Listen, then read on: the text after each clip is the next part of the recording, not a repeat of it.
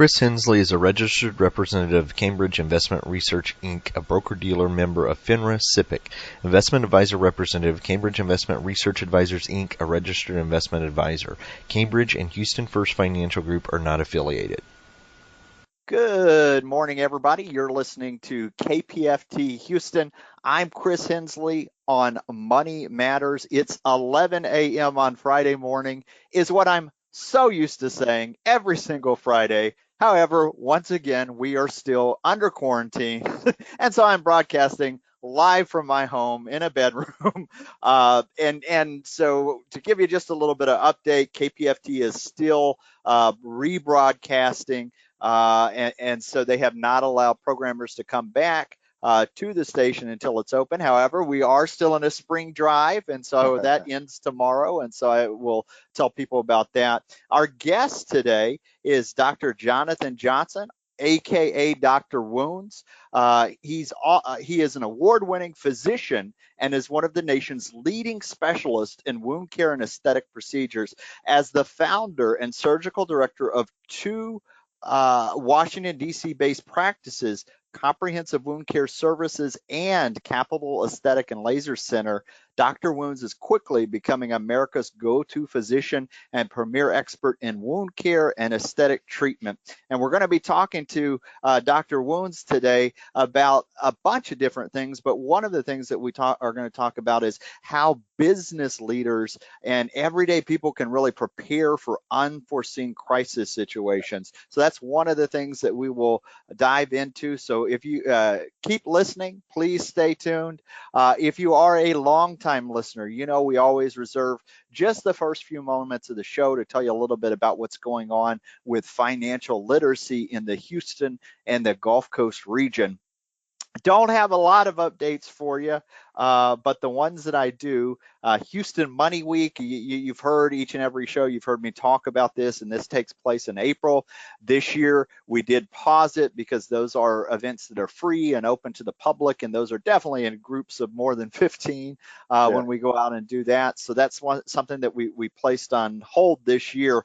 Do have some bad news. One of our partners, Shepard Manson Johnson, B. Johnson, who is a community leader. He is a teacher through Holman Street Baptist Church. He did pass away this weekend from COVID-19, and he has been with us in a couple different hats through Holman Street Baptist University. Of course, they host one of our nonprofit organizations that work with us as well, as actually housed out of there. And you've heard Jackie Aguilera come on the show and talk about her organization, and they were kind of hand in hand there. So we're sad to hear that, but that is that's this stuff is happening and going on right now. Also, you did hear me mention KPFT is having a fund driver right now, and that does end tomorrow on June 5th. So stay tuned. You can always go to kpft.org and hit the tip jar if you enjoy listening, and that is how we keep the lights on through community-based radio. So with that, Jonathan, thank you so much for, and should I call you Dr. Wounds or Jonathan? Dr. Wounds is fine. Dr. Chris. Wounds. Thanks, all right. man. Well, thank you. Thank you for being patient as I got through the intro there. And one of the things that the listeners didn't get to see or hear was as you were coming onto the show, you were literally decked out in your PPE. And so we had to take a second to get out of there. So I know you're in between patients. But could you tell us a little bit about yourself, maybe outside of the bio, so listeners can get to know you a little bit better? Yeah, no problem. Well, Chris, first of all, really appreciate you having me on the show. Just the opportunity to be able to speak about, moving your business forward, looking at some of the issues that, COVID has put into place as far as roadblocks and how to kind of navigate around those issues is really, really important for any level of business. So I appreciate the chance to chat with you guys. And, to all your listeners, I'm Dr. Johnson, Dr. Wounds, and what my specialty is we focus on taking care of patients that have wounds, obviously, in nursing home, long-term care, some hospice patients, as well as patients that are at home and patients that come into the office as well. And So we focused on an overall comprehensive approach to healthcare that focuses on wounds. But just aside from the professional standpoint, Chris, born and raised in Denver, Colorado, and I'm a huge fan of everything Denver. My parents still live there, and I love the city. I've been in the DC area for close to around 10 years and did a lot of my training out here, so I'm pretty well acclimated to being out here in the East Coast with the weather and the changes and the demographics, et cetera. So other than that, I'm a huge outdoors fan. I love to do a lot of reading, and I'm moving up the level of the chess games. Oh, So nice. I'm trying to get to a level where I'm pretty competitive, man. So I think it's great to stimulate the mind, Yeah. specifically now, as you were stating in the intro, that a lot of us are in quarantine, unfortunately. Absolutely, absolutely. So I'm a big chess fan myself, so that's Okay, that's good, awesome there. man.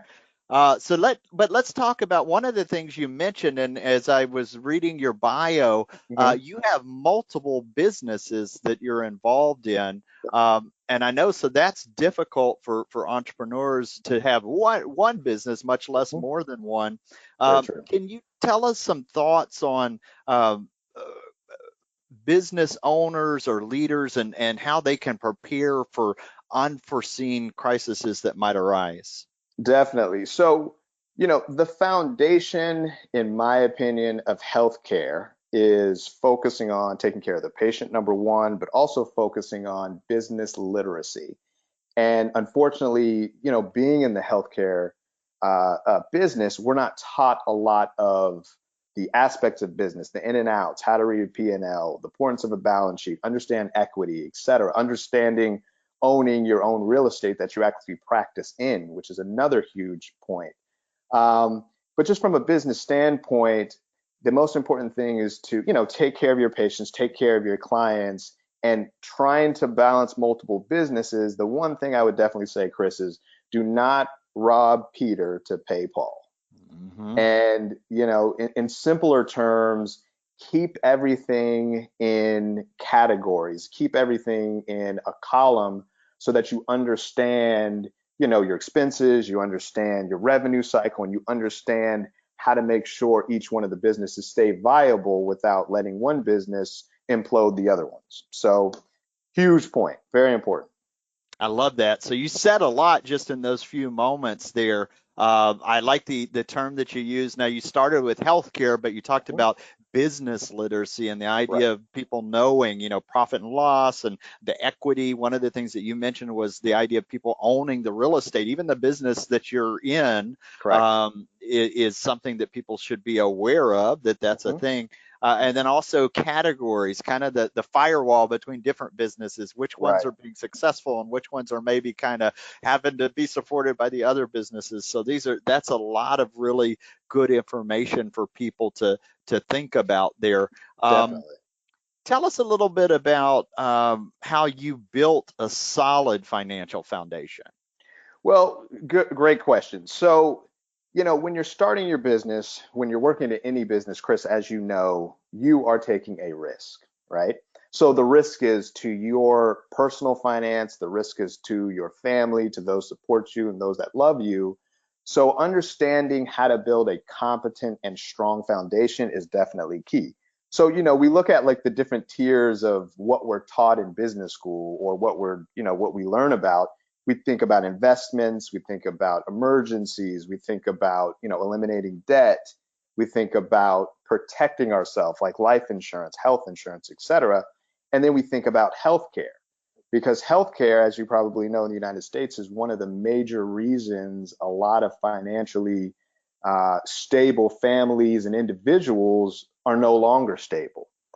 And that's also one of the reasons I'm really passionate about healthcare is to eliminate a lot of that. We shouldn't have to choose between financial viability and our health. So understanding that foundation is key. But to answer your question with a little bit more clarity, I think the most important thing is assess your risk.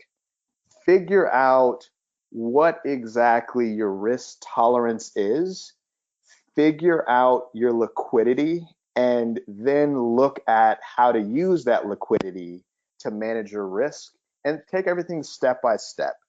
You know, there's an analogy I use all the time with my dad and some of my friends is that, you know, you don't have a playbook in life, you know, you just don't have a playbook. So you're literally calling plays at the line of scrimmage. You're reading the defense and you're watching that safety, those that are football fans, and you're figuring out whether they have 8 in the box, whether they're back, and you have to make changes at the line of scrimmage because, you know, if it was easy, everyone would do it. So I think the most important aspect is understanding your risk tolerance, making sure you have liquidity to weather any issues, and then just take it step by step and find something you're passionate about, obviously, as well.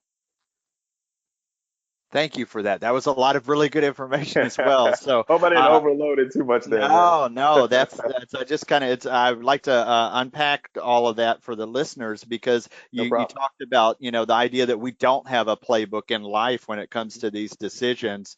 You know, we talk about the fog of war when people are in the middle of crisis and having to make decisions. It's not always the best decisions that are made. Right. So doing the things that you talked about when you have a foundation, like knowing your risk, Mhm. knowing what your liquidity is. I think we're finding out a lot of businesses who might be cash flow rich, Right. but don't have the reserves build up Mhm. to sustain, you know, 2 or 3 months of your business is being put on pause, are Right. finding out. And that's the same thing in our individual lives. When people Mhm. don't have 3 to 6 months of cash reserve put aside, There you go. then when emergencies happen, that's when we enter that crisis mode. So this is fantastic. This is really good True. information. True.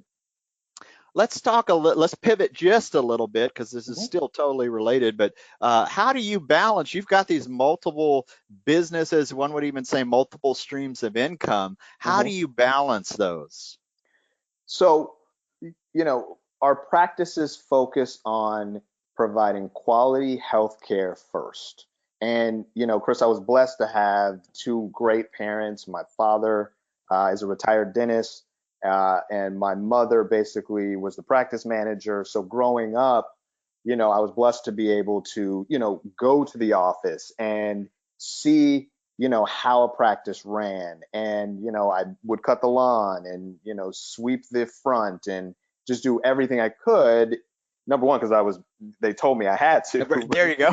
but number two, so I can get my allowance and I can go Right. do whatever. But you know, you never know what kind of experiences actually influence you going forward. And even though I didn't go into that specific field, a lot of those, you know, business pearls, as we call it, that were verbal and even nonverbal were very influential. But even if you don't have that, a lot of times it's just focusing on, you know, going through experiences because you're really never going to know the right move to make without going through that specific experience. So having multiple businesses, you know, the most important aspect for me is that number one, healthcare and focusing on providing healthcare, but also because the businesses relate to each other. So we focus on wound care and we also focus on aesthetics. And a lot of the aesthetic issues deal with scar problems, deal with long-term wound issues that can also be solved from a wound care standpoint. So it's kind of it's a relationship. It's a symbiotic relationship, and having multiple businesses and multiple revenue streams is great. And I really think that that's what you should focus on. But it's not the monetary gain that values how great of a practitioner you are, how great of a person you are, et cetera. And you know, I've always been told through my mentors and my parents is that if you do great work, all the financial rewards will come. If you focus on providing the best care to each patient that you see individually and giving them their time to explain to you what they need from you, because it's a service-based practice. And I don't care if you're triple board certified from the best trained facility in the United States of America. At the end of the day, you are a high paid waiter, period. And the focus specifically in healthcare is service. And I think unfortunately we get away from that. But just to go back to your main question, balancing the business is just take one day at a time. But from a practical standpoint, I focus on each business a certain time during the day. In the morning, I'm with one practice, so I focus on providing wound care to the geriatric population, and I'm usually at the facilities working with the staff. In the afternoon, I come home and or in the afternoon, I go to the office. I focus on my in-office staff. And around 3 o'clock, I stop everything and I focus on the aesthetics. And then when I get home, I do the billing from doing the wound care from that morning. So it's pretty intense. I'm smiling. I'm also a big people's work routines interest me quite a bit, and I'm Uh-huh. smiling because I always push my paperwork till after 3 o'clock as well. but but I love how you've kind of got these all compartmentalized, and this makes a lot of sense because one of the things that you just told us was part of having balance is that even the multiple business that you had, that they're related to each other in some way, that there's a symbiotic relationship there. I'm a big Correct. firm believer that if you do too many things, you can almost dilute what you're Yes. trying to do. So Right. the idea of service, I also really that if you do good practice, if you do good work, it will come Mhm. back to you. And Correct. so that's one of the things that you just told us that stood out there. Yep. In healthcare, in anything that service really, if it's service based, I think those principles hold true. Right. We're getting kind of close to the end of the show here, so I want to make No sure problem. to cover this one as well, because telehealth is one of Yes. the things that you're passionate about. Um, Huge. why is telehealth it's proving itself to be the future of medicine? Mhm. Can you tell us a little bit about this? No problem. So our main company and where a lot of our profession is transitioning to is telehealth, and our practice is Dr.Wound. So it's a tele-wound care platform where we directly work with the patient in order to visually see their wounds, provide management for their wounds, and then we send them dressings to treat their wounds. And then you can, continue to see us as much as you need. So this is for the weekend warrior. This is Mhm. for the mom at home or the dad at home with the child that falls, and this is also for the parent or the a child that's taking care of a parent in a long-term facility, etc. So what we're doing is focusing on taking care of that wound from a tele wound care standpoint. And telemedicine has been around for a long time, Chris. I mean, it's been around for, almost 10 years. It's almost serendipitous now that COVID has forced a lot of medical practices to transition to that route of delivering care. And it's important because number one, you're preventing, unnecessary exposure to COVID while going to the emergency room or sitting in your primary care physician's office space or an urgent care facility. And it also gives you the peace of mind that you can stay within your home, feel safe, and also have great competent care. Now, telemedicine is, it's the rage now. Everyone's talking about telemedicine, this platform, and this company's coming out with this platform, but it still goes back, Chris, to the general standpoint of service. I don't care how great your platform is. I don't care how well it integrates with this EMR, which is an electronic medical record. You still have to be a great provider and you have to be able to deliver great, competent care. It's a form of communication with your patient, and your patient needs to feel comfortable communicating with you or it doesn't work. It doesn't matter what the mode of communication is. So, that's what we focus on as far as Dr. Wounds is concerned, is compassionate care and making sure that the patient has that ability to speak and say, hey, listen, this is what's going on. I need help. And we can listen and spend time and take care of them and send them their dressings. But, you're going to hear about the field of telemedicine, for the next couple years, and I'm sure it's going to be monetized and it's going to be consolidated, which I'm sure it's going through now. But the bottom line is you still have to have quality providers in order to provide that care. And if you do that, everything else will come. I love that. I love that. So that's a lot of stuff I didn't think about when it came to telehealth. The idea that, right now, if something happens and you go into an emergency room, depending on where you're at in the United States, you're increasing your chances of being exposed to other people who are carrying COVID-19. So the Exactly. idea that we can get online for Mm-hmm. something like a wound and have a qualified healthcare professional tell us how to treat it without having to leave our home necessarily Correct. Is fantastic. And I think if there's been any roadblocks in the past for people thinking like, hey, can we actually do this? I know as a financial advisor, I work with people 55 and up, so sometimes Right. the technology can be a roadblock. But I think what we're finding out is that that a lot of people are becoming more motivated to do that Yes. because of this. So if we're trying to Yes. find a silver lining for all of this stuff, I think we're finding Right. out that we have experts on tap. Yes. And that just because we're online, the relationship's still there, the service is still there, there's quality that's still there. So Yes. this has been great. So we're right here at the end of the show. I just want to ask you, is there anything I forgot to ask you that you would like to share with listeners? I mean, like I said, Chris, I appreciate, being able to come on. Like I said, the most important thing is focus on, something that you're passionate about as far as business is concerned. Everything else, all the financial incentives will come. You are not running the business is running you. I And love it. most importantly, as COVID continues to unfortunately spread, et cetera, the most important thing is to, focus on reserves, find another niche in order to service your clients, service your patients, gain revenue. Telemedicine is a great new alternative, and just connecting with us directly from, the comfort of your own home is definitely key because, we're Dr. Wounds and we heal wounds. That's our most important aspect of what we do. I love it. I love it. Thank you so much, Dr. Wounds, for being on the show today. You've been listening to KPFT Houston. Thanks, Chris. See you later.